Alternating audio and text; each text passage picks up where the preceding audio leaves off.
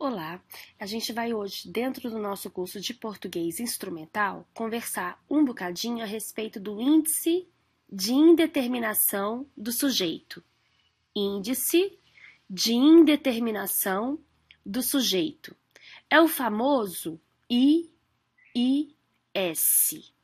Índice de Indeterminação do Sujeito. Então, na verdade, ele vai acontecer quando esse sujeito, como o próprio nome já fala, é um sujeito indeterminado. Quando o sujeito é indeterminado. Então, a atenção não é para falar a respeito de quem é aquele sujeito, mas de falar que houve uma ação e que esse sujeito é indeterminado dentro daquela ação. A título de curiosidade, quando acontece o índice de indeterminação do sujeito, a voz será sempre ativa. A voz será sempre ativa. E em termos de concordância verbal, e isso aqui para o nosso curso é de extrema relevância, porque na verdade é o foco do nosso curso, concordância verbal, quando acontece esse índice de indeterminação do sujeito, o verbo necessariamente haverá de ficar na terceira pessoa do singular. Necessariamente esse verbo no singular, na terceira pessoa do singular. Note bem que quando esse núcleo do sujeito não aparece dentro do texto, ou seja, quando o sujeito é indeterminado, você vai procurar pra caramba por esse núcleo do sujeito, mas você não será capaz de encontrá-lo.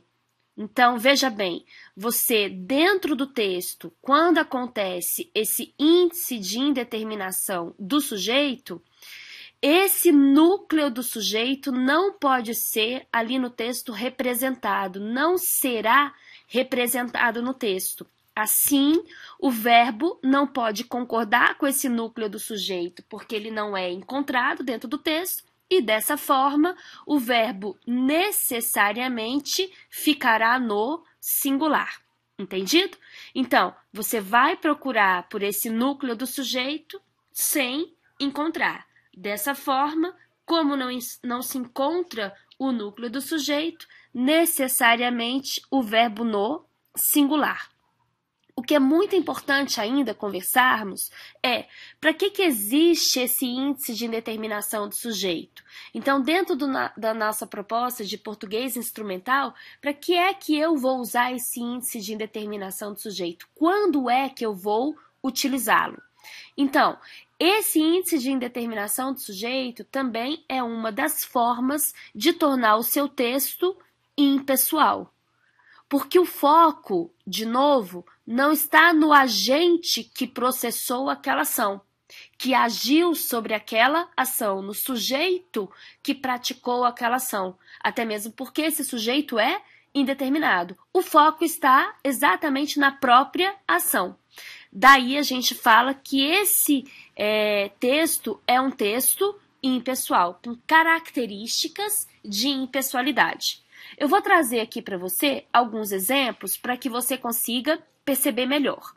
Então, veja bem, nós temos aqui precisa-se,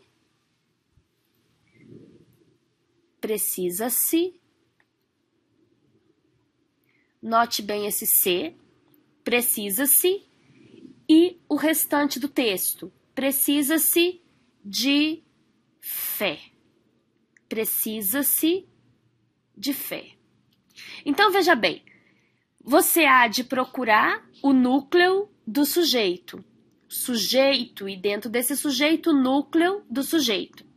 Nas nossas primeiras aulas, nós conversamos que esse núcleo do sujeito vai ser substantivo ou palavra substantivada, mas antes dele não poderá aparecer uma preposição. Porque se aparecer uma preposição antes daquilo que você está achando que é núcleo do sujeito, na verdade, não é núcleo do sujeito. O núcleo do sujeito não pode vir preposicionado.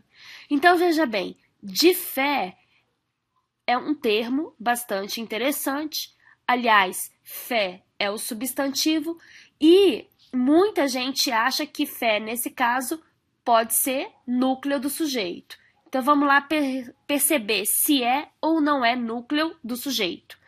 Em sendo substantivo, tem tudo para ser núcleo do sujeito, mas presta bastante atenção que antes desse substantivo veio uma preposição. Portanto, olha que interessante, eu não posso afirmar que fé é núcleo do sujeito. Então, dentro desse texto pequeno, mirradinho, existe o precisa-se, que é o verbo e o ser. Esse ser, na aula passada, a gente já viu, por exemplo, pode ser partícula passivadora, ou então da aula de hoje pode ser índice de indeterminação do sujeito. É bem verdade que esse ser pode ser outras tantas coisas, mas aqui, nestas nossas aulas, estamos em foco com a partícula passivadora e o índice de indeterminação. Estamos focando esses dois. Mas entenda, da revisão da aula passada, se é partícula passivadora, com certeza você será capaz de encontrar o núcleo do sujeito, que aliás é o núcleo do sujeito paciente. Agora, se é índice de indeterminação com o qual você está lidando, você não será capaz de encontrar o núcleo do sujeito.